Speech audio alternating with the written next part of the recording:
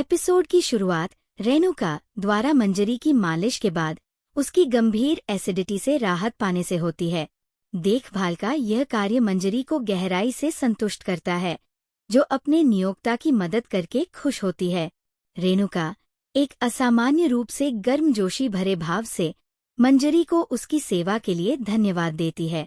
उसकी कृतज्ञता की दुर्लभ अभिव्यक्ति सचिन और साइली दोनों को हैरान कर देती है, क्योंकि रेणुका के लिए दूसरों की मदद को इतने खुले तौर पर स्वीकार करना असामान्य है।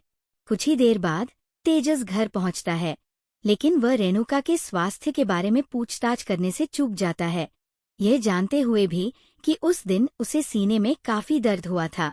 उसका उदासीन व्यवहार, उसके असामान्य रूप से शांत स्वभाव के साथ रेणुका का ध्यान आकर्षित करता है और सचिन के संदेह को बढ़ाता है। इस बीच रोशनी सुप्रिया और उसके बेटे कृष को मुंबई लाने की योजना बना रही है। हालांकि सुप्रिया अपनी वृद्धावस्था में स्थानांतरित होने से हिचकिचाती है। रोशनी उसे शहरी जीवन के लाभों पर प्रकाश डालकर मना लेती है, खासकर कृष के लिए एक बेहतर स्कूल में पढ़ने का अवसर और रोशनी द्वारा स्वयं नियमित रूप से उनसे मिलने की सहजता। कृष मुंबई में स्कूल शुरू करने को लेकर उत्साहित है। फिलहाल सुप्रिया और कृष शिखा के घर पर रह रहे हैं, लेकिन शिखा ने साफ कर दिया है कि उनका प्रवास अनिश्चित काल तक नहीं बढ़ाया जा सकता। वह रोशनी पर जल्द ही पैसों का इंतजाम करने का दबाव डाल रही है। रोशनी आर्थिक बोझ के बारे में सोचकर चिंतित और परेशान महसूस कर रही है, खासकर इसलिए क्योंकि वह अपने पति से इस बारे में बात करने को लेकर असमंजस में है। घर के दूसरे हिस्से में साइली और मंजरी रसोई में साथ काम कर रही हैं। साइली मंजरी के पति का जिक्र करती है और पूछती है कि क्या उसे कोई नौकरी मिल गई है। वह मंजरी की अपनी सभी समस्याओं से पार पाने की क्षमता पर भरोसा जताती है। इसके तुरंत बाद सचिन रसोई में आता है और साइली से अपनी बाकी जिम्मेदारियां जल्दी से निपटाने का आग्रह करता है, यह चेतावनी देते हुए कि अजीत सर नाराज हो सकते हैं।